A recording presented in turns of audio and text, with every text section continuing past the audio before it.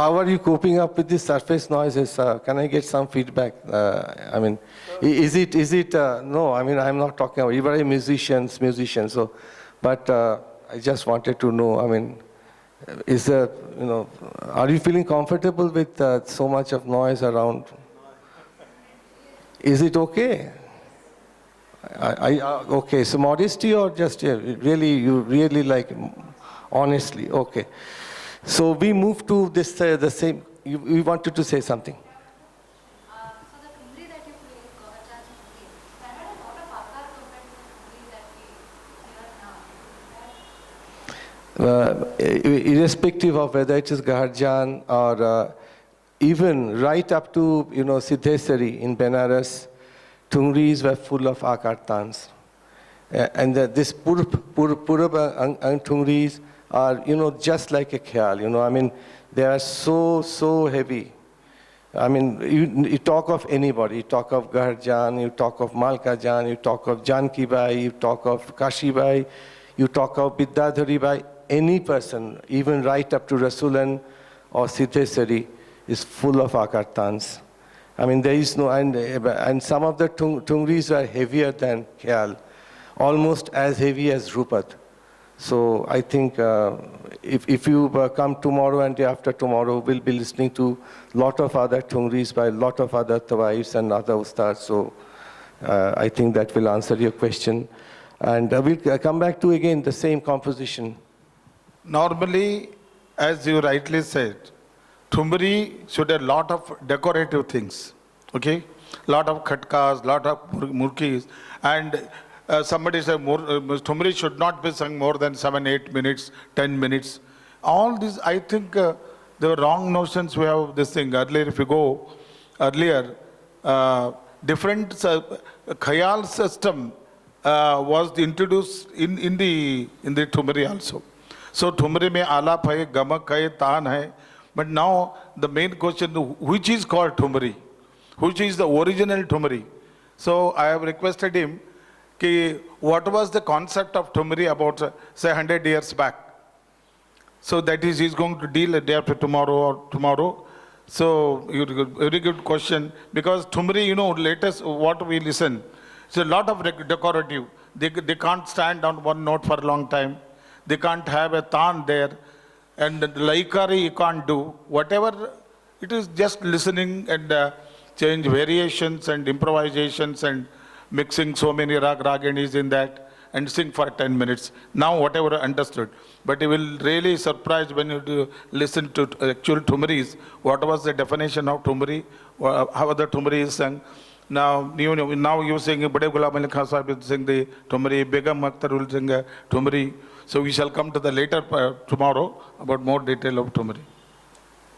We'll come to another, the same composition by Gaharjan and try to find out the difference between a Tawaif singing a khyal and an Ustad singing a khyal.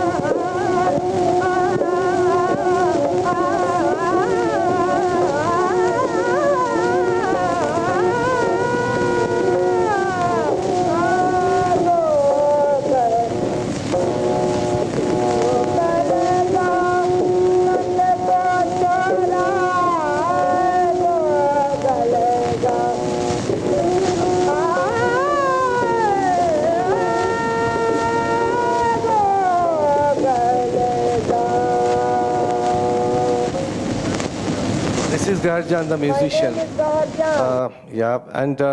Gaharjan, the continuity of notes she was applying, just like Sarangi, there was no in between, jhatka, khatka. This continuous melody coming from Gaharjan, and that will always provoke aha from us, And this is intimate music. This is twice music. As opposed, I'm not saying that Fazal Hussain Khan was the great Ustad, He demonstrated a lot of, technicalities in his khyal. But somehow, of course, it's my opinion. You can have a different opinion. But these Tawais music had something more intimate to tell you. And this continuity of notes that prompted Pandit Bhatkhande say, he said that Gaharjan was the greatest living khyaliya, male-female combined. And Professor D.P. Mukherjee, a very noted musicologist, he said that Gaharjan was the greatest Dhrupad singer, male and female combined. And Thakur Jaidev Singh and Ustad Faiz Khan said the queen of Thungri was Gaharjan. So what was left? Dhrupad, Khyal, Thungri. She was the best at that time. And I think we should pay, more heed to the quality of music rather than the tidbits that surround, her life. That's not important at all. We should concentrate only on her music. And luckily, at least 200 songs are available of Gharjan record that will really enrich our, understanding of music and singing of music. So before, I think it's 8 o'clock, so I'll skip one Gharjan song and move to the next artist. Just now you listened to Gharjan Multani. Nowadays what happens, because of the harmonium effect, we started singing according to the harmonium. Instead of dha pa pa, we sing. Sa ni dha pa, sa ni भी double हो सकता है, ध भी हो double हो सकता है. Unnecessarily decoration. Decoration के बारे में, where how much decoration should be there. But direct note touching. Why Gavarjan did not leave her breath? Because in a sur, in a one breath, there is entry and stay and exit. Jo sur, what is the length of our the alap mein, length of our breath, where that sur we get in, at what point of our breath, whether it is entry we get, stay we get, or exit we get. See, without any one khatka, one murki, she sang Multani. So मैं music student को मैं बता रहा हूँ, decoration it should be suitable. It should not be over decorated. Otherwise it becomes just like harmonium solo. Because harmonium में मींड नहीं, जो मींड से वो ऊपर से नीचे आती है, ऊपर जाती, you just any धक्का to one note. So direct use of direct note, and some ragas doesn't require decoration. We have got sometimes wrong notes. कुछ खटका भर के करना, कुछ notation गाना. If you listen to the Multani, in 3 minutes, what a fantastic. Main thing is वो धागा छोड़ा नहीं. When we this thing ना, वो धागा पकड़ के, and he's coming down and going and Pancham Adap and Nishtad and Tir Madhyam and Pancham. Any is there, he throw unnecessarily any gimmicks you find. Because to get the correct note of the rag, did you observe in Multani, Rishabh ka kya, what is the contribution? And Dhaivat contribution. If you listen to this thing, she has not at all sung Rishabh, but a Rishabh is playing there, singing there, between Sa and Ga. And these things, really, after listening to it, Guru Rao taught me like that only, there is no doubt about it. So I request all music students, if you take a breath, how to control, and during the control, which note, where we get. Whether landing on Gandhar, landing on Tirubhaddam, landing on Pancham, where is our breath level. So getting the correct note also directly connected to the breath.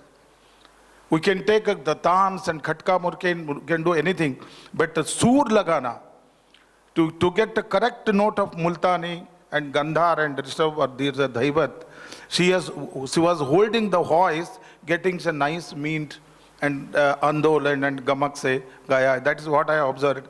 Anybody want to can discuss, talk?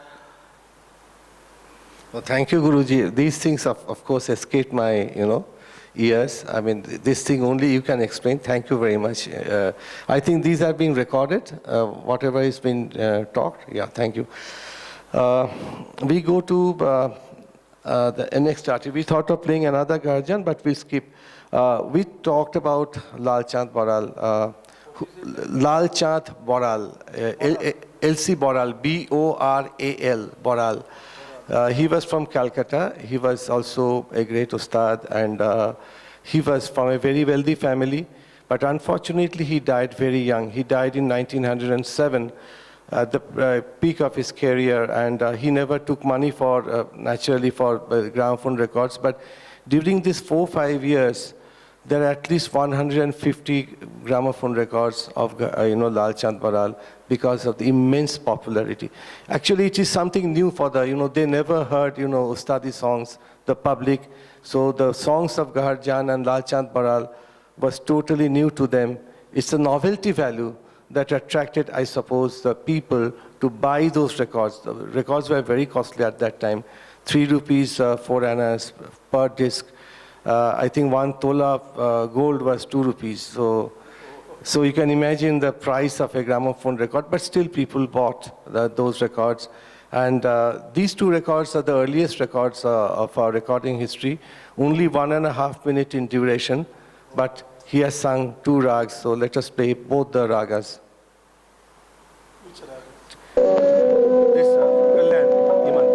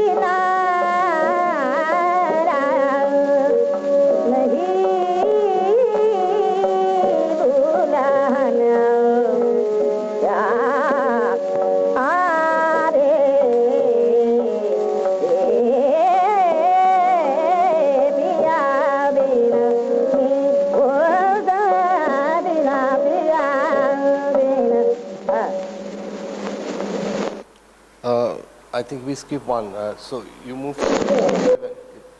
Before 11, we are skipping one of the Lal Chand, another song, but the point is that is in 1.25 minutes, at least some portion of Kalyan or Iman was established. I think you will agree. And it's just an experimental stage. They didn't know how to shout, where to shout, but still something came out of it, and we are grateful to those Europeans who did it. Now, I'll come to one of the ustads of Lal Chand Baral, who was Vishwanath Rao. Now, Vishwanath Rao was a very important person, at that point of time. He was from Betiya Gharana, from Benares, another gift of Benares to Calcutta, because Calcutta was not only the commercial capital, cultural capital, but it was really the capital of India. And Lakshmi was in Calcutta, so all the musicians flocked to Calcutta. Vishwanath Rao was no exception. He was a Dhamari, Dhrupad Dhamar singer of the Betiya Gharana. Betiya Gharana was famous for Anand Kishore and Naval Kishore. They were great Dhrupad composers, and they were Khandarvani singers. Now we don't have any Betiya, Betiya compositions anymore, but in those times, Dhrupad compositions was very difficult in 2.5 minutes. So what they did, since they are great singers, they requested them to sing taranas. So let us listen to one Kannada composition of Vishwanath Rao. Yeah, it is 12.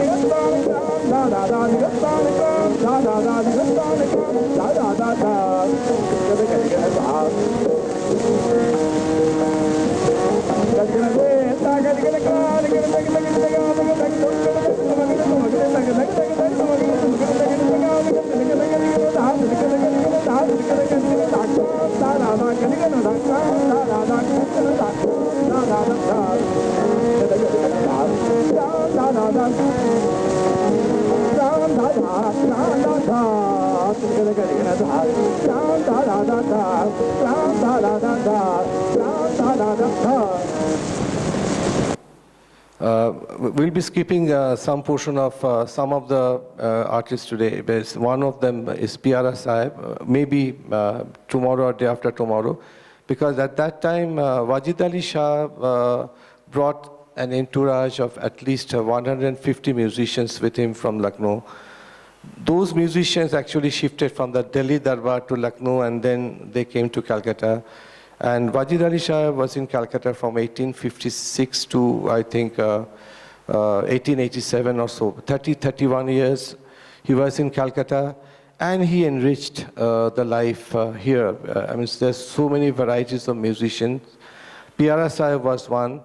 And another musician who was recorded from his court was a famous Asadullah Khan, Kokuf Khan.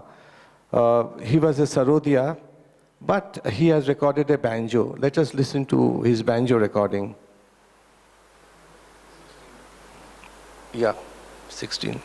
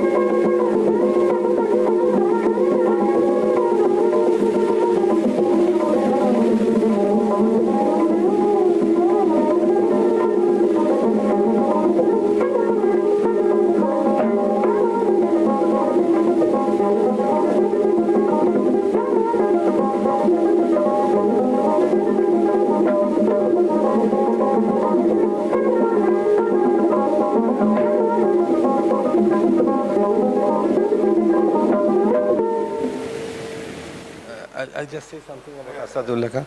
This Asadullah Khan was not only a ustad, but he was a very literary person. He was well versed in Sanskrit, and he wrote a lot of books on Hindu music. And he wrote regularly in some of the leading journals, musical journals.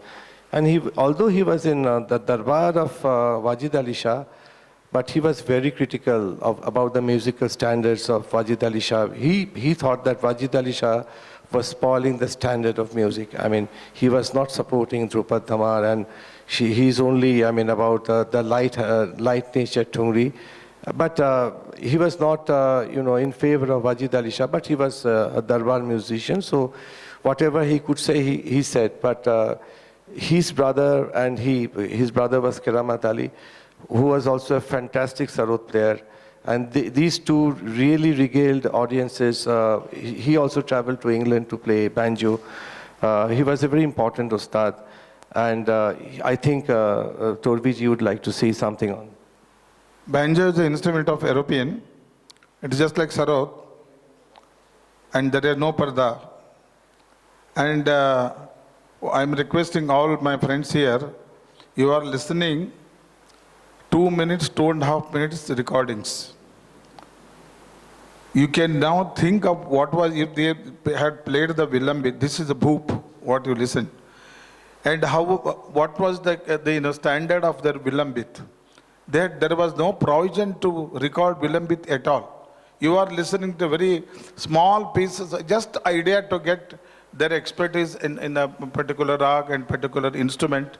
So whatever you are listening is, ಸುಮ್ಮನೆ ಒಂದು ಉಪ್ಪಿನಕಾಯಿ ಬಾಡಿಸ್ಕೊಂಡಂಗೆ ಅದಷ್ಟೇ. ಊಟ ನಮಗೆ ಸಿಗಲಿಲ್ಲ, ಯಾಕಂದರೆ recording system ಇರಲಿಲ್ಲ. ಈಗಿನ ಸಿಸ್ಟಮ್ ಆವಾಗ ಇದ್ದಿದ್ದರೆ ನಾವು ಅಲ್ಲಿ ಯಾರೂ ಸಂಗೀತ ಕಲಿತಿರಲಿಲ್ಲ, ಅವ್ರನ್ನ ಅಷ್ಟು ಕೇಳಿಸೋ ಮೂಲಕ ಬಿಡ್ತಿದ್ವಿ. So I'll just move on to a very interesting item next. That is, not all the ustads were ready to record. There are a lot of highbrow people that they never allowed, recording companies to come near them. The Drupadiyas in particular. And at that time, the most noted Drupadiya was Babu Aghornath Chakraborty. And because of his fame, the recording company wanted a big name to be recorded. But he always, shied them away. And what they did was, they took permission of the employer of Aghor Chakraborty, was Maharaja Jyotirmohan Tagore of Pathureghata, a great connoisseur of music. And they hid all those recording machines beneath the bed of Aghornath Chakraborty, and they recorded what he was practicing, a dhamar. So he was just practicing a dhamar without any tanpura, without any pakhawaj, and they recorded that so that, HMV can boost that we also have an ustad of the stature of Aghornath Chakraborty, just to have, that sort of thing. He was not prepared to record. So when he was practicing at home, the recording system was kept under the ground. And that's why there is no tabla, there is no any pakavas. When he was practicing dhamar, that has been recorded. So then we understand how much the greatness of the artist and how people recognized him such a great art. So let us play. Is Arana, Dhamari Narana, Lale Laptani.